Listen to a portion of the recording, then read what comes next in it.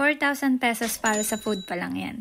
Meron talagang binibigay na tip, especially pag kumain kayo inside the store. Yes! Nasa receipt o resibo yung mga descriptions kung ano yung name ng mga food.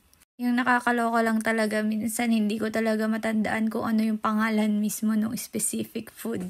Ito is calamari or like squid or yung pusit sa atin pero mas malaki. Ito yung bread na parang may hangin lang sa loob. Yung bread na yon free or libre. Ito yung lamb or like tupa. Ito yung tawag nila sa dessert dito ay called baklava.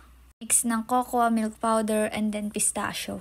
If you don't want to pay extra on the water, you just have to tell them yung tap water. And then, meron din silang tsaa or tea. Or they called it turkey's tea. Or galing yung tsaa sa turkey. Ito yung itsura ng table and then yung glimpse sa loob ng store. Share ko lang sa inyo,